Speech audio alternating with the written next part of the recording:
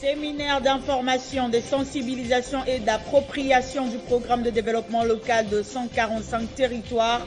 Ces assises de 2 jours organisées à l'intention des députés provinciaux se clôturent ce dimanche au Palais du Peuple.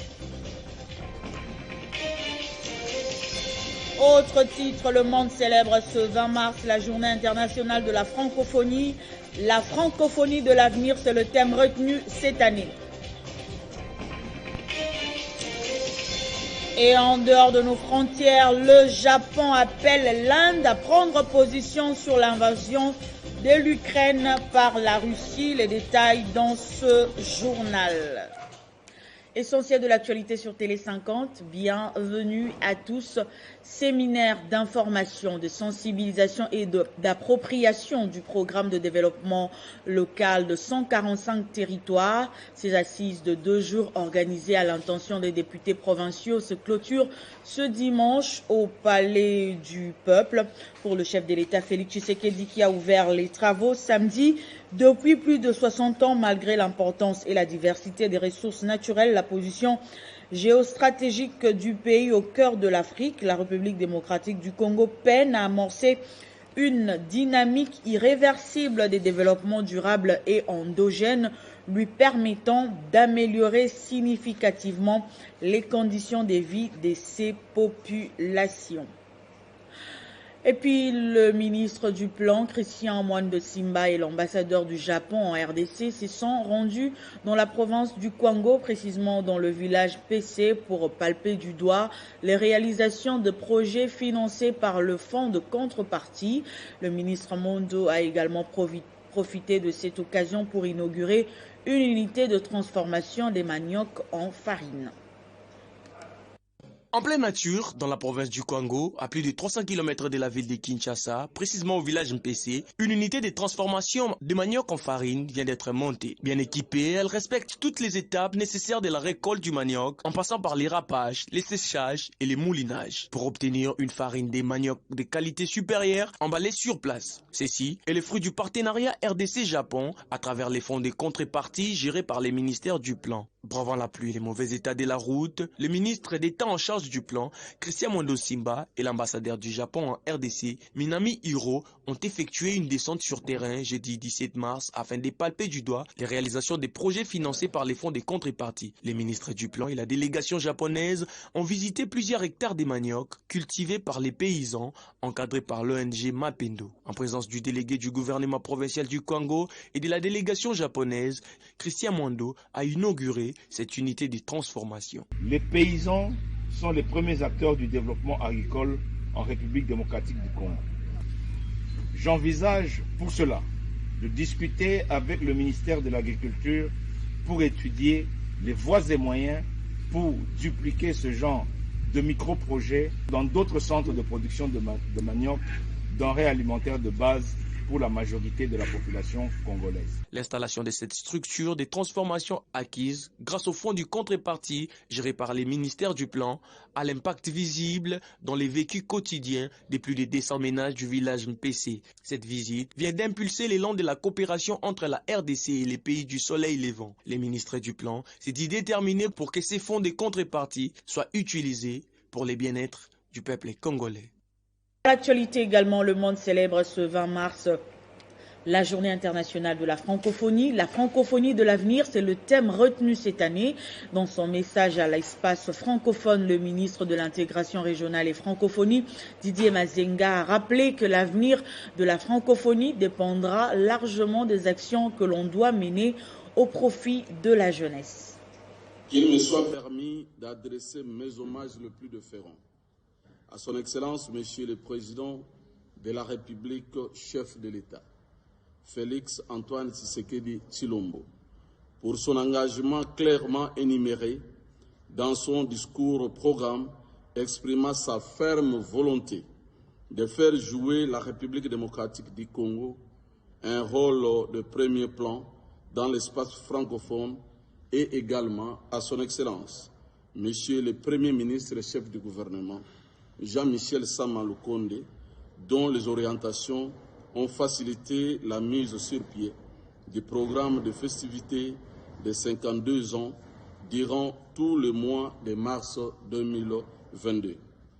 À ma qualité du ministre ayant l'intégration régionale et francophonie dans mes attributions, l'honneur est pour moi de m'adresser au peuple de l'espace francophone en général et aux Congolais en particulier, à l'occasion de la célébration du 52e anniversaire de notre patrimoine commun que la francophonie. Ce thème s'adresse particulièrement à la catégorie juvénile de l'espace francophone. Il convient de rappeler ici que l'avenir de la francophonie réside plus à faire avancer et propager la langue française. C'est pourquoi l'avenir de la francophonie dépendra largement des actions menées au profit de cette jeunesse en proie aux divers défis liés à l'éducation et à l'emploi, et surtout avec l'avènement de la nouvelle technologie de l'information et de la communication. Et puis poursuite ce dimanche la conférence sur les volcans débutée samedi dans la ville de Goma au Nord Kivu.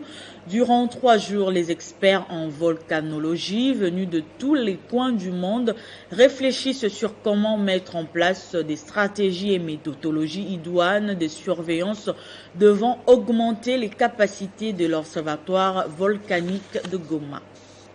Cette première conférence internationale sur le volcan de Virunga, ouverte à Goma, réunit plusieurs chercheurs et experts nationaux et internationaux en volcanologie. Elle a pour objectif faire le point de connaissance sur le comportement des volcans de Virunga et contribuer au renforcement de la surveillance et la gestion des risques volcaniques dans la région sur les bases des leçons tirées des 3 dernières éruptions du Nyiragongo ainsi que leur impact socio-économique et environnementaux. Plusieurs points seront traités pendant les 3 jours, a fait savoir le ministre de la Recherche scientifique Joseph Panda. Pendant les 3 jours de travail, les participants auront à dresser un état des lieux de la prévention des éruptions volcaniques de la région du Virunga et identifier les priorités de prévention et de gestion ainsi que les approches de communication y afférentes.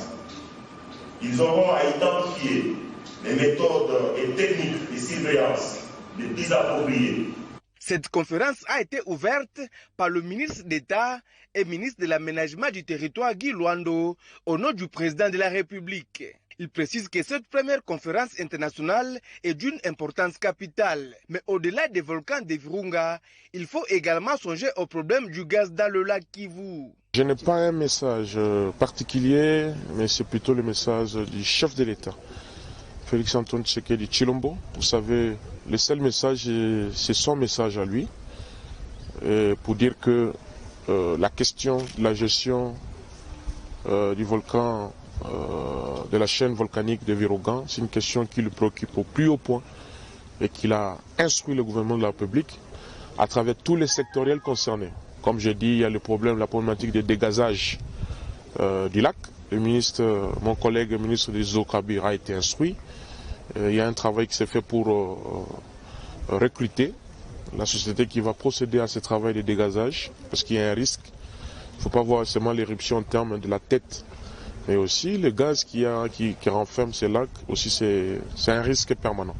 Plusieurs résultats sont attendus à l'issue de cette conférence. C'est notamment l'identification des forces et faiblesses et les priorités de la surveillance et gestion des risques volcaniques dans les Virunga.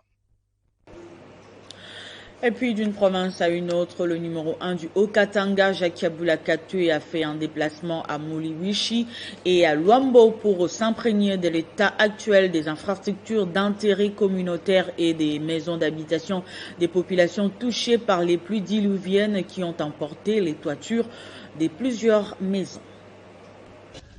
Mulungwishi était la première étape de cette visite de réconfort du gouverneur de province Jacques Boulakatoué aux sinistrés des pluies diluviennes du 8 mars dernier. Ici, l'autorité provinciale accueillie par l'administrateur du territoire de Kambove, la population, les vénérés chefs coutumiers et les étudiants ainsi que les écoliers, premières victimes de cette catastrophe naturelle.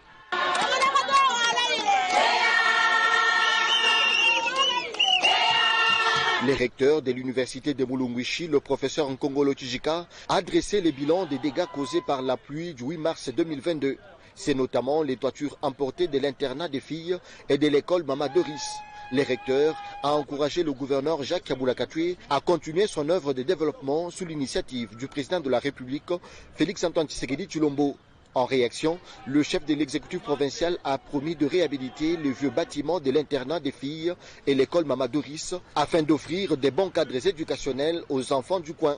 Jacques Kabula-Katoué a saisi l'occasion pour sensibiliser la population à protéger l'environnement afin d'éviter ce genre de catastrophes. Pour clore ce mot, le gouverneur a promis de mettre en place ensemble avec les députés provinciaux et nationaux une politique pour relancer la culture. Par la suite, Jacques Kabula-Katoué, accompagné des députés et ministres provinciaux de l'éducation et des affaires sociales, a visité les bâtiments endommagés et construits en 1951.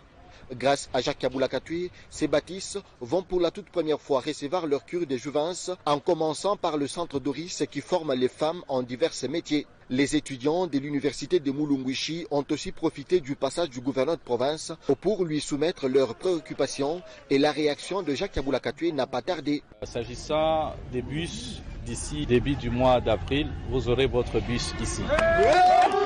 S'agissant de la bibliothèque, effectivement, nous allons nous y mettre. Et en ce qui concerne les équipements sportifs, là il n'y a pas de souci, nous allons le faire. De Mulunguishi, la délégation du gouverneur a fait escale à Luambo où plusieurs maisons et salles de classe se sont écroulées suite aux précipitations du 8 mars 2022. Comme à Mulunguishi, l'autorité provinciale a promis la réhabilitation incessante de toutes les salles de classe et l'accompagnement en matériel aux victimes. Jacques Kabula-Katoué a surtout appelé ses administrés à protéger l'environnement. Et puis le parti Lumbiste Unifié était en matinée politique hier samedi dans son siège de Matete.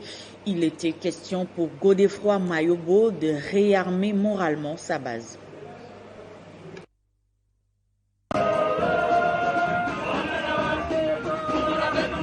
Le Palou Mayobo était en matinée politique ce samedi dans son siège des Matete. Cette cérémonie avait pour but informer les membres sur l'agenda du parti, mais également de la récente attaque qu'a subi son quartier général par leurs anciens camarades du Palou Limete. Ces derniers fustigent ces actes qu'ils qualifient de barbares et se préparent pour que ce genre d'événements ne se présentent plus.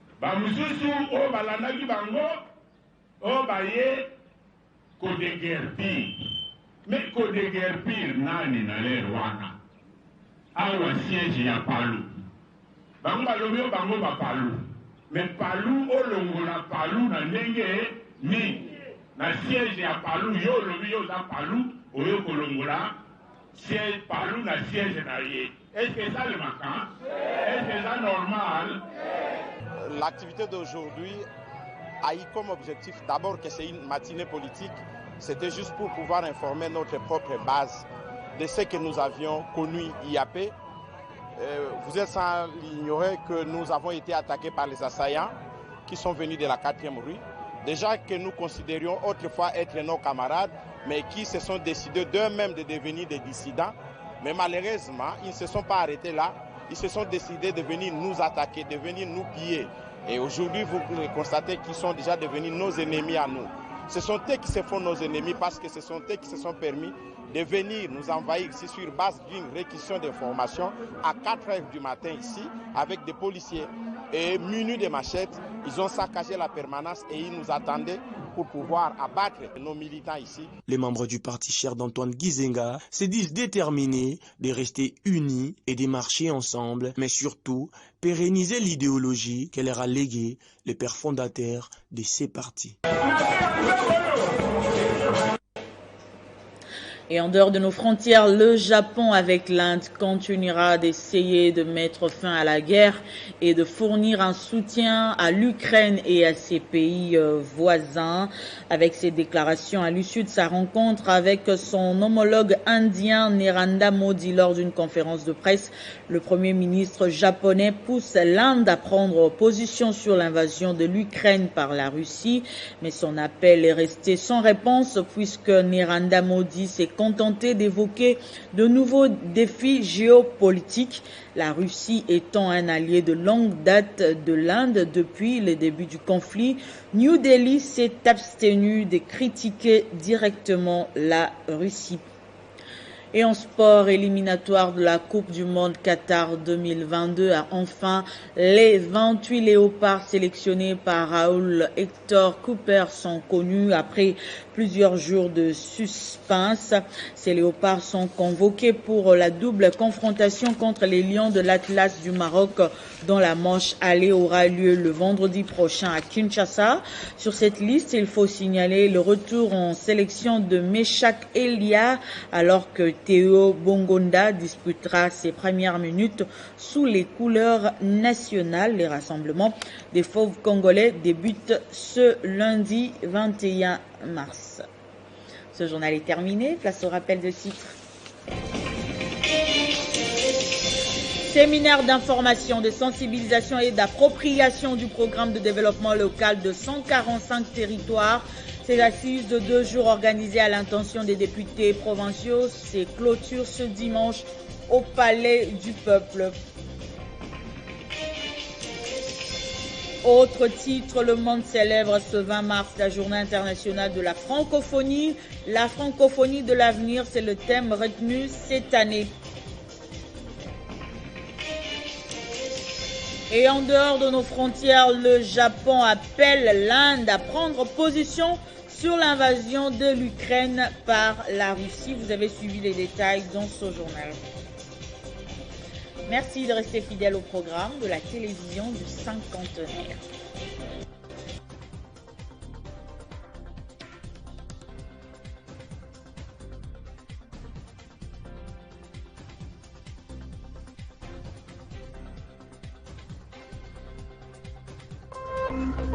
Téléchargez les infos Télé 50 sur www.télé50.cd.